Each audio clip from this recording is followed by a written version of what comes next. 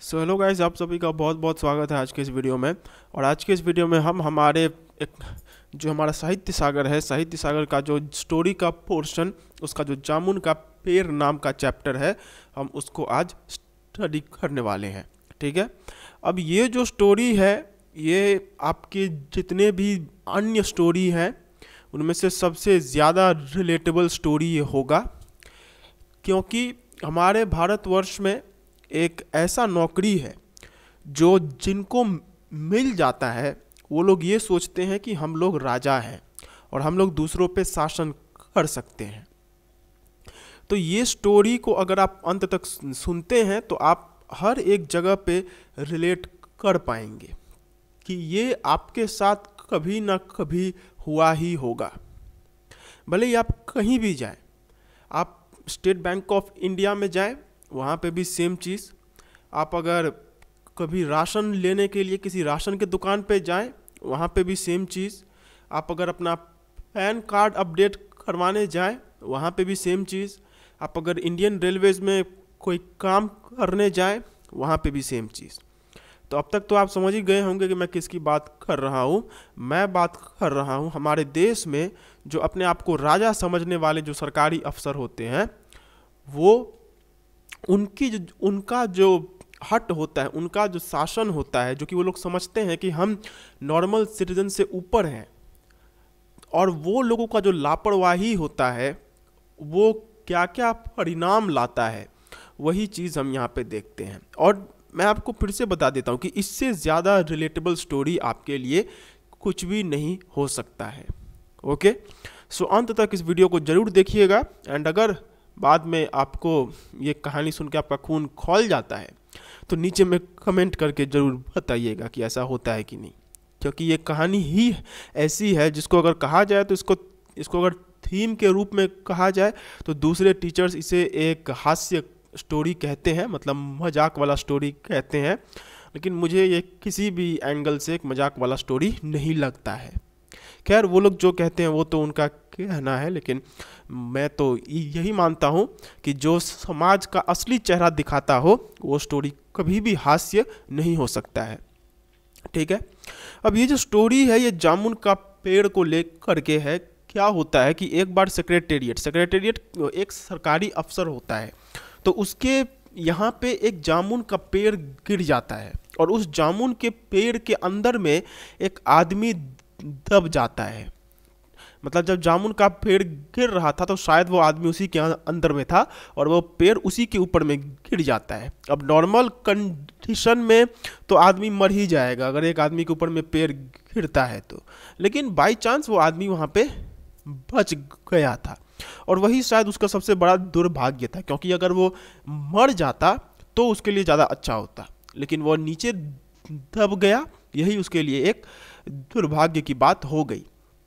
अब जब वो नीचे दब जाता है तो उसको वहाँ से निकालने के लिए जो पॉलिटिक्स होता है, जो कि हम यहीं पे देखते हैं कि आप एसबीआई में जाइए तो उस काउंटर पे जाओ, फिर वहाँ पे जाइए उस काउंटर पे जाओ, फिर वहाँ पे जाइए उस काउंटर के पास जाओ, तो यही चीज़ इसमें भी होती रहती है और अंत में उस आदमी का मौत हो जाता है। ठीक है। तो मैंने आपको पूरी स्टोरी तो अभी यहीं पे छोटे में बता दी है, लेकिन आइए इसको देखते हैं। रात को बड़े जोर का झक्कर चला। झक्कर का मतलब तूफान होता है। सेक्रेटेरिएट के लॉन में जामुन का एक पेड़ गिर पड़ा। सुबह को जब माली ने देखा तो उसे पता चला कि पेड़ के नीचे एक आदमी दबा पड़ा है।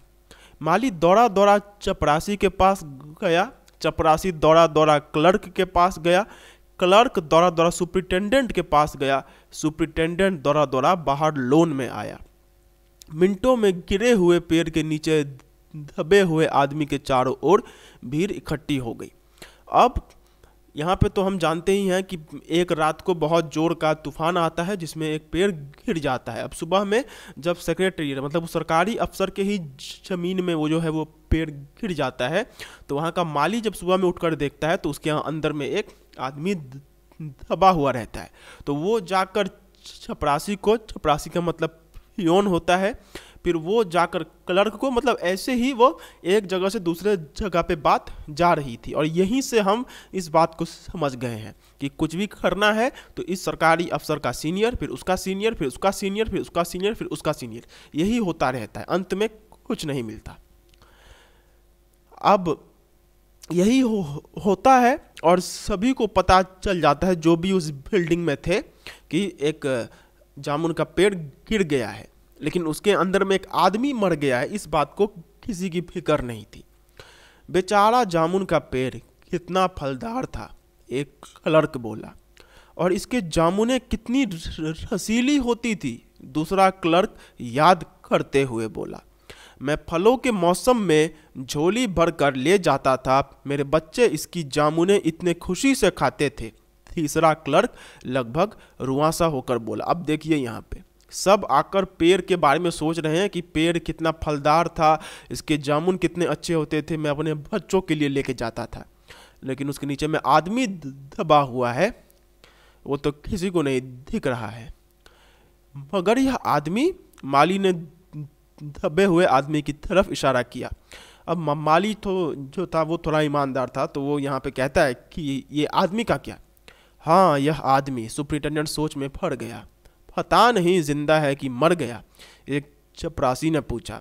मर गया होगा, इतना भारी पेड़ किसी के पीठ पर गिरे वह बच कैसे सकता है, दूसरा चपरासी बोला। अब वो लोग अपने में ही सोच रहे थे कि मर गया कि जिंदा है, लेकिन बाद में वो लोग मान लेते हैं कि इतना बड़ा पेड़ अगर किसी के ऊपर में गिरेगा तो वो तो मर ही जाएगा। नहीं, मैं जिंदा हूँ, दबे हुए आदमी ने बड़ी कठिनता से कराहते हुए कहा। लेकिन वो आदमी बोल देता कि नहीं नहीं, मैं जिंदा हूँ। जिंदा है? एक क्लर्क ने ताज्जुब से कहा। पेड़ को हटाकर इसे जल्दी से निकाल लेना चाहिए, माली ने सुझाव दिया। मुश्किल मालूम होता है, एक सुस्त कामचोर और मोटा चपरासी बोला। पेड़ का तना बहुत मोटा और वजनी है। अब जब उन्हें पता चलता है कि आदमी जो है वो वहाँ पे जिंदा है, तो मालिक कहता है कि जल्दी से इसे निकाल लेते हैं।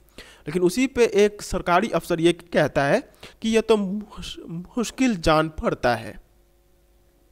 अब यहाँ पे पेड़ का जो तना है वह बहुत मोटा है और वजनी है, मतलब इस पेड़ को हटाना बहुत मुश्किल होगा। क्या मुश्किल है? माली बोला। अगर सुपरिटेंडेंट साहब हुक्म दे तो अभी 15-20 माली, चपरासी और क्लर्क लगा कर दबे हुए आदमी को निकाला जा सकता है। और उसी पे माली कहता है कि मुश्किल किस बात की है, अभी ही मैं लोगों को इकट्ठा कर लूँगा अगर मुझे सुपरिटेंडेंट साहब परमिशन देते हैं। अब यहाँ पे भी आप देखिए, अगर परमिशन देते हैं मतलब एक आदमी को बचाने के लिए भी परमिशन की ज़रूरत है। माली ठीक कहता है। बहुत से क्लर्क एक साथ बोल पड़े। लगाओ जोर, हम तैयार हैं। एक साथ बहुत से लोग पेड़ को उठाने को तैयार हो गए। अब सब उस पेड़ को उठाने को तैयार हो गए। ठहरो, सुपरिटेंडेंट बोला, मैं अंडर सेक्रेटरी से पूछ लूँ। अब सुपरिटेंडेंट जो वहाँ पे रहता है वो बोलता है नहीं नहीं नहीं, रुक जाओ, मैं अंडर सेक्रेटरी से पूछ लेता हूँ, क्या पेड़ को हटाना चाहिए या फिर नहीं हटाना चाहिए। अब फिर से देखिए यहाँ पे सुपरिटेंडेंट अंडर सेक्रेटरी के पास गया, अंडर सेक्रेटरी डिप्टी सेक्रेटरी के पास गया, डिप्टी सेक्रेटरी जॉइंट सेक्रेटरी के पास गया, जॉइंट सेक्रेटरी चीफ सेक्रेटरी के पास गया, चीफ सेक्रेटरी मिनिस्टर के पास गया, मिनिस्टर ने चीफ सेक्रेटरी से कुछ कहा, चीफ सेक्रेटरी ने जॉइंट सेक्रेटरी से कुछ कहा, जॉइंट सेक्रेटरी ने डिप्टी सेक्रेटरी से कहा, डिप्टी सेक्रेटरी ने अंडर सेक्रेटरी से कहा। फाइल चलती रही, इसी में आधा दिन बीत गया। यहीं पे हमारा मेन काम चालू हो जाता है, जो कि सरकारी लोगों का काम ही यही है कि आपको सिर्फ घुमाते रहेंगे। एक आदमी दूसरे के पास जाएगा, दूसरा आदमी तीसरे के पास जाएगा, तीसरा चौथे के पास, चौथा पांचवे के पास। फिर ऐसा नहीं है कि जो पांचवा आदमी है वो जल्दबाजी में पहले के पास आ जाएगा। नहीं नहीं नहीं, ऐसा नहीं होगा। पांचवा चौथे को बोलेगा, चौथा तीसरे को बोलेगा, तीसरा दूसरे को बोलेगा, दूसरा पहले को बोलेगा। तो यही वहाँ पे हुआ और इसी में आधा दिन बीत गया। दोपहर के खाने पर दबे हुए आदमी के चारों ओर बहुत भीड़ हो गई थी। दोपहर तक काफ़ी भीड़ लग गई थी। लोग तरह तरह की बातें कर रहे थे। कुछ मन चलो कुछ मनचले क्लर्कों ने समस्या को खुद ही सुलझाना चाहा। वे हुकूमत के फैसले का इंतजार किए बिना पेड़ को अपने आप हटा देने का निश्चय कर रहे थे कि इतने में सुपरिटेंडेंट फाइल लिए भागा भागा आया। बोला, हम लोग खुद इस पेड़ को नहीं हटा सकते, हम लोग व्यापार विभाग से संबंधित हैं और यह पेड़ की समस्या है जो कृषि विभाग के अधीन है। मैं इस फाइल को अर्जेंट मार्क करके कृषि विभाग में भेज रहा हूँ, वहाँ से उत्तर आते ही इस पेड़ को हटवा दिया जाएगा। अब दोपहर होते होते वहाँ पे काफ़ी भीड़ हो गई थी, तो उन्हीं में से कुछ क्लर्क जो कि शायद थोड़े से ईमानदार होंगे, सरकारी नौकरी में अगर 9 आदमी खराब होगा तो एक आदमी हो सकता है कि एक आदमी उसमें अच्छा हो, तो उन्हीं में से कुछ अच्छे लोगों ने कहा कि हम इंतज़ार नहीं कर सकते कि कब वहाँ से ऑर्डर आएगा और फिर हम इसको हटाएंगे, चलो साथ ही में इसको हटा देते हैं। लेकिन तभी वह सुपरिटेंडेंट जो था वो फाइल लेकर आता है और वो यह कहता है कि यह जो बिल्डिंग है ये कॉमर्स डिपार्टमेंट का है, मतलब किसी सरकार का मिनिस्ट्री ऑफ कॉमर्स के अंदर में ये बिल्डिंग आता था, और ये जो पेड़ है ये कृषि विभाग मतलब मिनिस्ट्री ऑफ फार्मिंग उसी के अंदर में ये आता है। तो हमारे अंदर में ये पेड़ नहीं आता है, तो हम इसको छू भी नहीं सकते हैं। मैंने वहाँ पे आवेदन दे दिया है कि मैंने वहाँ पे एप्लीकेशन दे दिया है, वहाँ से अगर एक्सेप्ट हो जाता है तो हम पेड़ को हटा सकते हैं। देखिए यहीं पे शुरू हो गया जो सरकारी लोगों का सबसे बड़ा नाटक होता है कि ये चीज़ हमारे अंदर में नहीं आता है। अपने काम से भागने के लिए वो लोग कुछ भी करने को जाते हैं। वही यहाँ पे दिखाई देता है कि सुपरिटेंडेंट, वो लोग उठाने ही वाले थे पेड़ को कि सुपरिटेंडेंट कहता है कि हम लोग तो कॉमर्स डिपार्टमेंट के हैं, हम लोग सिर्फ व्यापार देखते हैं, ये तो कृषि विभाग का है मतलब फार्मर डिपार्टमेंट का है। तो मैंने वहाँ पे फाइल भेज दी है और वहाँ से जब आ जाएगा एक्सेप्टेंस तो हम इसको हटवा देंगे। दूसरे दिन कृषि विभाग से उत्तर आया कि पेड़ व्यापार विभाग के लॉन में गिरा है, इसलिए इस पेड़ को हटाने या ना हटवाने की जिम्मेदारी व्यापार विभाग पर है। यह उत्तर पढ़कर व्यापार विभाग को गुस्सा आ गया। उन्होंने फौरन लिखा कि पेड़ को हटाने या ना हटवाने की जिम्मेदारी कृषि विभाग पर लागू होती है, व्यापार विभाग का इसमें कोई संबंध नहीं है। अब सबसे बड़ा चीज़, दूसरे डिपार्टमेंट के पास तो एप्लीकेशन चला गया, लेकिन दूसरा डिपार्टमेंट वही कहता है आदत से मजबूर कि नहीं नहीं नहीं ये तो आप ही का है। अब उस पर वो पहला डिपार्टमेंट कहते कि नहीं नहीं ये तो आपका है। तो वही यहाँ पे हुआ कि जब कृषि डिपार्टमेंट से वहाँ पे रिस्पॉन्स आया तो रिस्पॉन्स में कृषि डिपार्टमेंट ने ये कहा कि क्योंकि ये पेड़ कॉमर्स डिपार्टमेंट के लॉन में गिरा है तो ये कॉमर्स डिपार्टमेंट का ही मामला है, वही लोग इसको देख सकते हैं। लेकिन इसी पे वह कॉमर्स डिपार्टमेंट के लोग घुसा जाते हैं और वह फिर से एक आवेदन लिख देते हैं कि नहीं नहीं ये कृषि विभाग का ही है।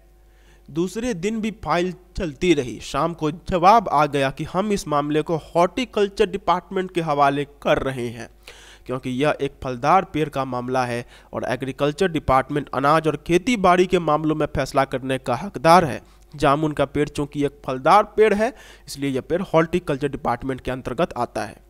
अब दूसरे दिन भी फाइल घूमती रही लेकिन अंत में उसमें जो रिस्पॉन्स आया वो यही आया कि ये जो डिपार्टमेंट मतलब ये जो पेड़ है ये पेड़ हॉर्टिकल्चर डिपार्टमेंट, हॉर्टिकल्चर का मतलब होता है जो फलों को देखता है, कृषि अलग चीज़ होता है। कृषि का मतलब होता है कि वहाँ पे फसल उगाना और फसल को कटाई करना, लेकिन हॉर्टिकल्चर का मतलब होता है कि जो फल से मतलब जिसको कहते हैं जैसे आम के जो बागान होते हैं तो उसको हॉर्टिकल्चर कहा जाता है। तो उन्होंने ये कहा मतलब फार्मर डिपार्टमेंट ने कि क्योंकि ये पेड़ जो है इसमें फल होता था तो ये कोई नॉर्मल पेड़ नहीं है, ये हॉर्टिकल्चर का पेड़ है, तो इसे हॉर्टिकल्चर डिपार्टमेंट को ही सौंप देना चाहिए। ठीक है, जामुन का पेड़ क्योंकि एक फलदार पेड़ है इसलिए यह हॉर्टिकल्चर के डिपार्टमेंट में ही आता है। रात को माली ने दबे हुए आदमी को दाल भात खिलाया। अब देखिए यहाँ पे खाना खिलाने की बात हो रही है, मतलब पहले दिन तो उसे कुछ खिलाया भी नहीं, दूसरे दिन का रात को उसे कुछ खिला रहे हैं, जबकि उसके चारों तरफ पुलिस का पहरा था कि कहीं लोग कानून को अपने हाथ में लेकर पेड़ को खुद ही हटाने की कोशिश ना करें।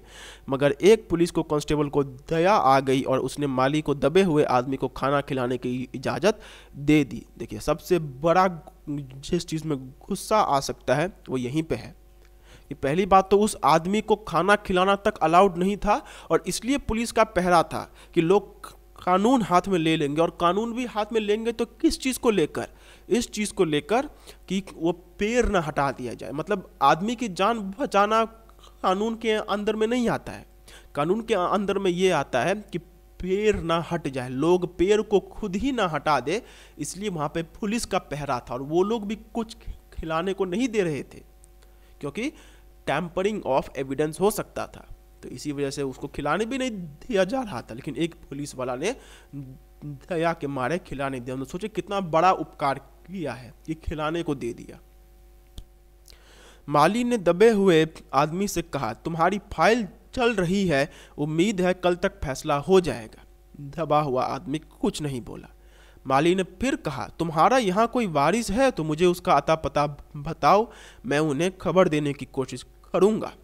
मैं लावारिस हूँ, दबे हुए आदमी ने बड़ी मुश्किल से कहा। माली खेद प्रकट करता हुआ वहाँ से हट गया।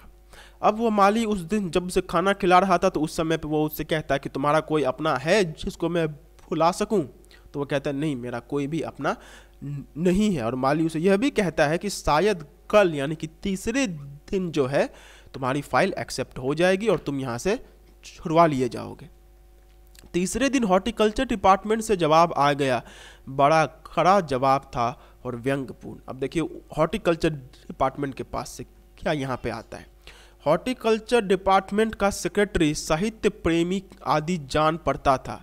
उसने लिखा था, आश्चर्य है इस समय जब पेड़ लगाओ स्कीम ऊंचे स्तर पर चला रहे हैं, हमारे देश में ऐसे सरकारी अफसर मौजूद हैं जो पेड़ों को काटने का सुझाव देते हैं, और वह भी एक फलदार पेड़ को, और वह भी जामुन के पेड़ को, जिसके फल जनता बड़े चाव से खाती है। हमारा विभाग किसी हालत में इस फलदार वृक्ष को काटने की इजाज़त नहीं दे सकता।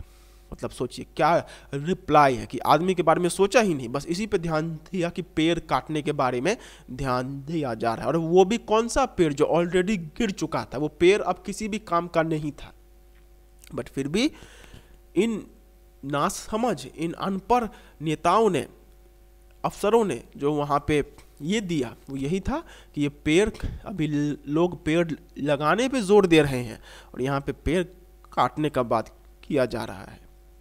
अब क्या किया जाए, इस पर एक मंचले ने कहा, अगर पेड़ काटा नहीं जा सकता तो इस आदमी को ही काटकर निकाल लिया जाए।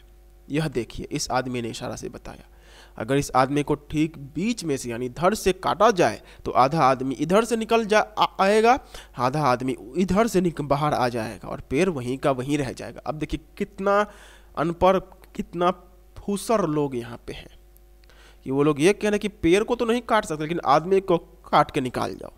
एक आदमी के धड़ को इस तरफ से निकालो और सर को इस तरफ से निकालो, मगर इस तरह तो मैं मर जाऊंगा। दबे हुए आदमी ने आपत्ति प्रकट करते हुए कहा। यह भी ठीक कहता है, एक क्लर्क बोला, ऑब्वियस ही बात है। आदमी को काटने वाले युक्ति प्रस्तुत करने वाले ने भरपूर विरोध किया। आप जानते नहीं हैं आजकल प्लास्टिक सर्जरी कितनी उन्नति कर चुकी है।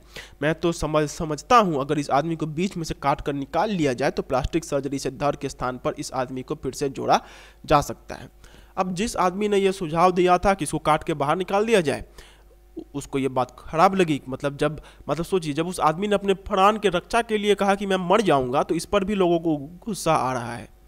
वो आपत्ति प्रकट करते हुए यही कहते हैं कि यहाँ पे आप यह, मतलब उसे यह गुस्सा आ जाता है कि मेरी बात क्यों नहीं मानी गई, मेरी बात क्यों नहीं मानी गई, कि इसको काटा क्यों नहीं गया। मतलब जिसको कहते हैं ईगो पे लग गया उसको, तो वो यही कहता है कि नहीं नहीं नहीं, काटा जा सकता है। आजकल तो प्लास्टिक सर्जरी है, अगर इसे बीच में से काट भी दिया जाए तो ये बाद में फिर से जुड़कर जिंदा हो सकता है।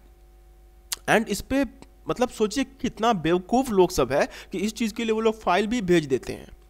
इस बार फाइल को मेडिकल डिपार्टमेंट में भेज दिया गया। मेडिकल डिपार्टमेंट ने फौरन एक्शन लिया और जिस दिन फाइल उनके विभाग में पहुंची उसके दूसरे ही दिन, देखिए फौरन एक्शन ले लिया, दूसरे दिन भेजकर उसके दूसरे ही दिन उन्होंने अपने विभाग का सबसे योग्य प्लास्टिक सर्जन छानबीन के लिए भेज दिया। सर्जन ने दबे हुए आदमी को अच्छी तरह टटोल कर उसका स्वास्थ्य देखकर नाड़ी की गति को परखा। नाड़ी की गति का मतलब ब्लड प्रेशर होता है, पल्स रेट खून का दबाव देखा, दिल और फेफड़ों की जांच करके रिपोर्ट भेज दी कि इस आदमी का प्लास्टिक ऑपरेशन तो हो सकता है और सफल भी होगा, मगर आदमी मर जाएगा। देखिए क्या बोल रहे हैं यहाँ पे।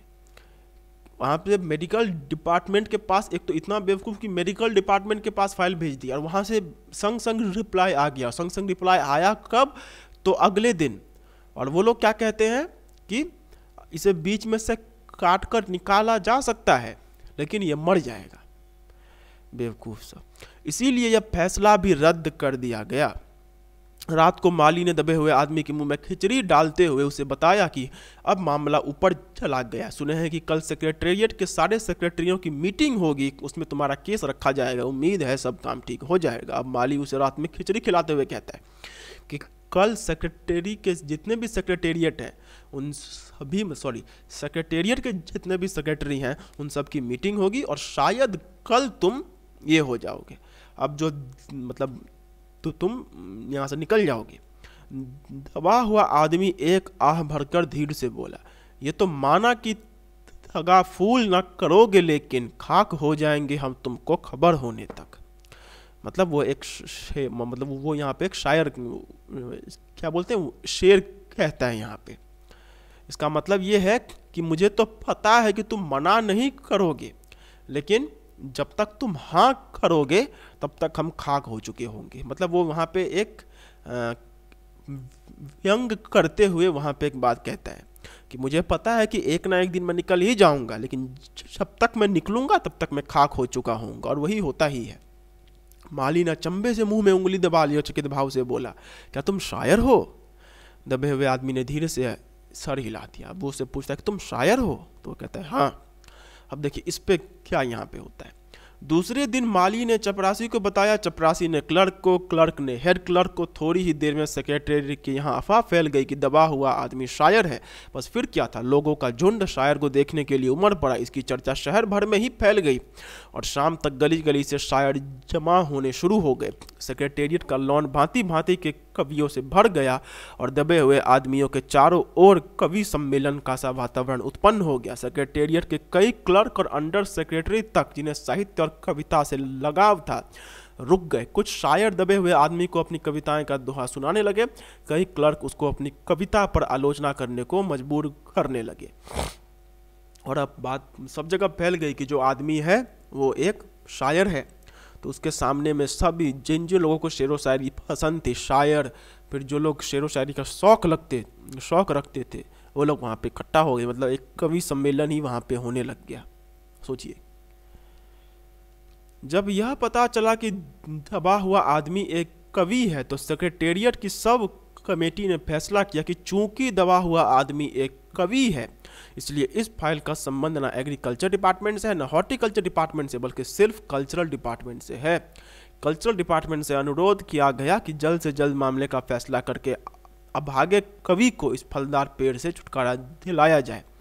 अब वो लोग फिर से अपना काम किसी दूसरे पे थोपने का कोशिश करते हैं। वो यह कहते हैं कि क्योंकि आदमी जो है वह एक शायर है, तो अब ये एक जो कल्चरल डिपार्टमेंट होता है, आर्ट एंड कल्चर का जो डिपार्टमेंट होता है, ये उसका मामला है।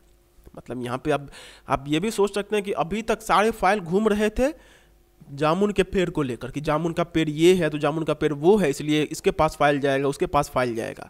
और अब जो फाइल है वो जा रहा है इस बेसिस पे कि जो आदमी है नीचे में वह एक शायर है। फाइल कल्चरल डिपार्टमेंट के अनेक विभागों से गुजरती हुई साहित्य अकादमी के सेक्रेटरी के पास पहुंची। बेचारा सेक्रेटरी उसी समय अपनी गाड़ी से सवार होकर सेक्रेटेरिएट पहुंचा और दबे हुए आदमी से इंटरव्यू लेने लगा। अब जब ये फाइल कल्चरल डिपार्टमेंट के हेड के पास पहुंचती है तो उसका हेड वहाँ पे आकर उससे इंटरव्यू लेने लग जाता है। मतलब ये नहीं कि फाइल को आगे बढ़ाए, इंटरव्यू। तुम कवि हो? उसने पूछा। जी हाँ, दबे हुए आदमी ने जवाब दिया। किस उपनाम से शोभित हो? ओस। ओस? सेक्रेटरी जोर से चीखा। क्या तुम वही ओस हो जिसका गद्य संग्रह ओस के फूल अभी हाल ही में प्रकाशित हुआ है? दबे हुए कवि ने हुंकार से सिर हिलाया। अब वो लोग उसका बात कर रहे थे और वहाँ पे उसे यह पता चलता है कि ये ओस है। ओस मतलब वो एक काफ़ी जाना माना कवि था वहाँ पे। क्या तुम हमारी अकादमी के मेंबर हो? सेक्रेटरी ने पूछा। नहीं। अब वो ये भी पूछता है क्या तुम हमारी अकेडमी में हो, तो वो कहते हैं नहीं। आश्चर्य है, सेक्रेटरी जोर से चीखा, इतना बड़ा कवि ओस के फूल का लेखक और हमारी अकादमी का मेंबर नहीं है। उफ, कैसी भूल हो गई हमसे, कितना बड़ा कवि और कैसी अंधेरी गुमनामी में दबा पड़ा है। अब यहाँ पे वो उसकी ये कहता है कि इतना बड़ा कवि और हमारे डिपार्टमेंट में यह नहीं है, क्या गलती हो गई हमसे। गुमनामी में नहीं, एक पेड़ के नीचे दबा हूँ, कृपया मुझे इस पेड़ के नीचे से निकालिए। वो कहता है कि मैं गुमनामी में नहीं दबा हुआ हूँ, बल्कि इस पेड़ के नीचे में दबा हुआ हूँ, मुझे इससे निकालिए, अभी बंदोबस्त करता हूँ। सेक्रेटरी फौरन बोलने लगा और फौरन उसने अपने विभाग में रिपोर्ट की।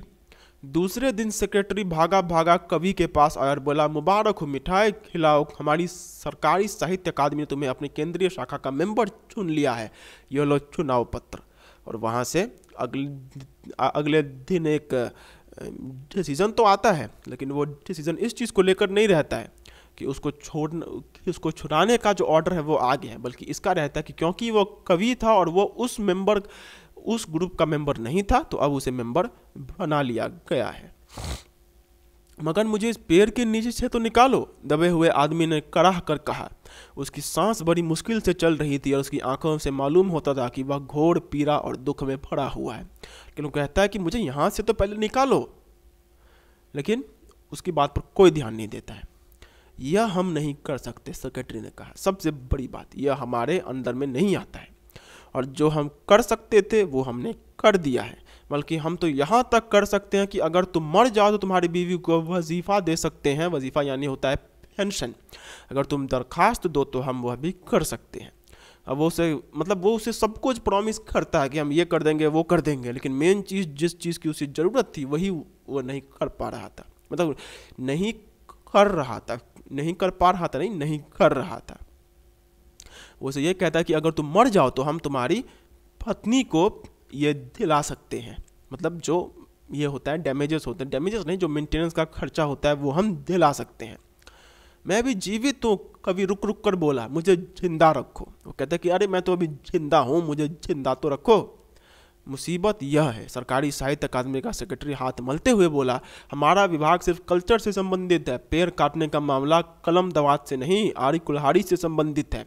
उसके लिए हमने फॉरेस्ट डिपार्टमेंट को लिख दिया है और वह अर्जेंट लिखा है। अब यहीं पे वो कहता है कि हम तो सिर्फ कल्चर संभाल सकते हैं, हम सिर्फ कविताएं देख सकते हैं, लेकिन जो पेड़ काटने का चीज़ है वो फॉरेस्ट डिपार्टमेंट के पास यानी वन विभाग के पास होना चाहिए, और हमने वन विभाग को लिख दिया है। अब देखो वो लोग क्या करते हैं।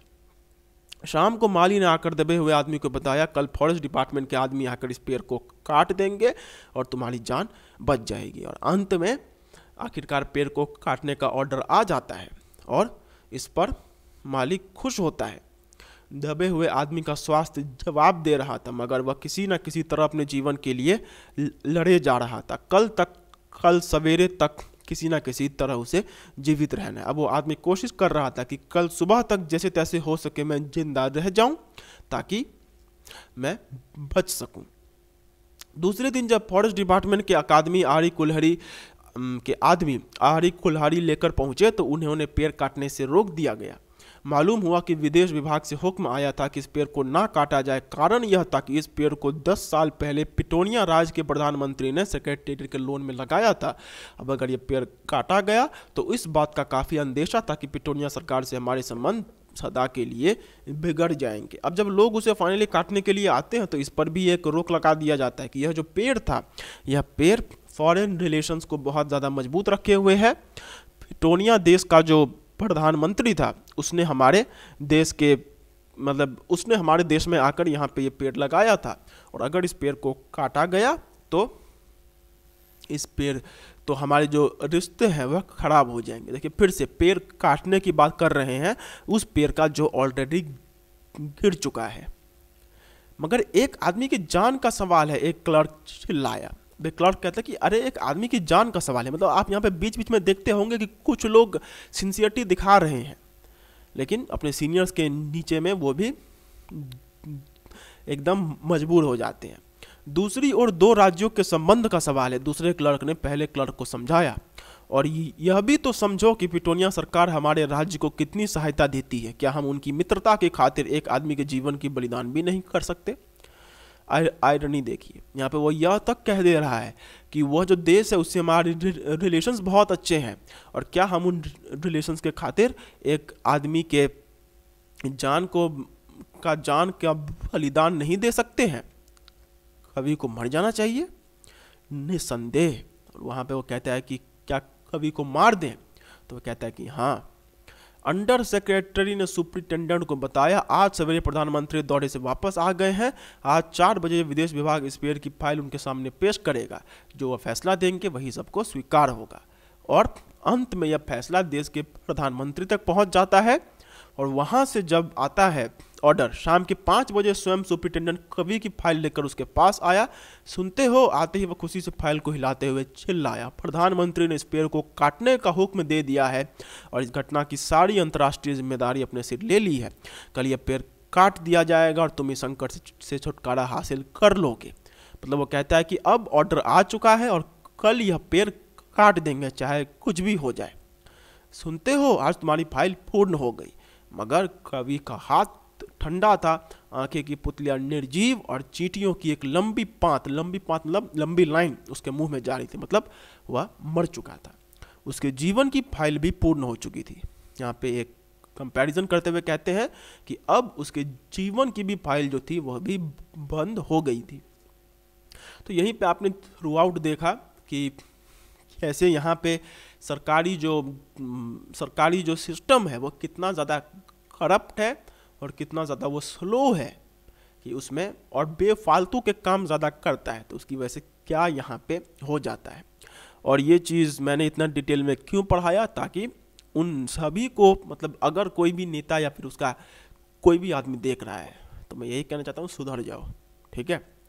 और क्योंकि ये चीज़ मेरे साथ बहुत होता है। मैं आपको सिंपली कहता हूँ कि मेरा काम ऐसा है जहाँ पे मुझे बहुत बार सरकारी अफसरों के साथ काम करना होता है। काम करना इन द सेंस, मतलब मुझे वहीं पे जाना होता है, पोस्ट ऑफिस में जाना होता है, फिर उसके बाद बैंक में जाना होता है, रेलवे में जाना होता है। तो वहाँ पे मेरे साथ ये अक्सर होता रहता है, इसीलिए मुझे गुस्सा भी बहुत आता है। एक बार मुझे याद है कि मैं शायद मैं अपने गाँव जा रहा था, मुझे अपने साथ एक बहुत भारी सामान लेके जाना था ट्रेन में, ठीक है। अब मैं सियालदह स्टेशन पे आया। अब सियालदह स्टेशन पे जब मैं आता हूँ तो वहाँ पे पहली बात तो मुझे यही ढूंढने में आधा घंटा लग गया कि वो जो पार्सल होता है वो उसका ऑफिस कहाँ पे है। आखिरकार मुझे वो ऑफिस मिल गया। अब जब वहाँ पे एक आदमी मिला तो उसने मुझे बताया कि क्या है पहले दिखाओ। तो मैंने दिखाया तो जो सामान था वो काफ़ी लंबा था। तो उसे यह चीज़ समझ में आया कि शायद यह चीज़ ट्रेन में अलाउड ना हो। तो उसने मुझे कहा कि, तो फिर उसने मुझे दूसरे आदमी के पास भेज दिया। अब दूसरा आदमी देखकर कहता है कि इसके लिए जो सियालदह डिवीज़न का जो हेड है, एकदम जो सबसे टॉप लेवल पे है, मुझे उससे बात करना होगा। अब मैं उसके पास गया और वह जो है वो कम से कम वहाँ से 2 किलोमीटर दूर था। मैं उसके पास चलते हुए गया, वह भी अपने ऑफिस में नहीं था। और वहाँ से जब मैं वापस आया तो मैंने फिर से उसी आदमी से बात की और फिर उसने मुझे लास्ट में एक आदमी के पास भेजा और उस आदमी ने कहा कि हाँ हो जाएगा। तो आप यही देख सकते हैं कि कितना ज़्यादा यहाँ पे दिक्कत होता है। और मैं अक्सर ये चीज़ देखता हूँ। मेरा तो वैसे अगर कहा जाए तो मेरा ऐसा काम है जहाँ पे मुझे इस टाइप के लोग बहुत मिलते हैं। अगर आप कोई पैन कार्ड भी अपडेट करवाने जाएँ तो अगर आपको ऑनलाइन आता है तो फिर ठीक है, लेकिन अगर आप ऑफलाइन करवाने जाते हैं भूल जाइए कि वो कभी होगा भी। एक बार यहाँ तो वहाँ, फिर वहाँ तो यहाँ, ऐसे करते करते आप बस घूमते रहेंगे। पैसा खर्चा, सब कुछ खर्चा, लेकिन इन करप्ट सरकारी अफसरों को कुछ फर्क नहीं पड़ता है। इनको बस सैलरी मिल जाए, घूस का पैसा तो लेते ही होंगे, बस ख़त्म।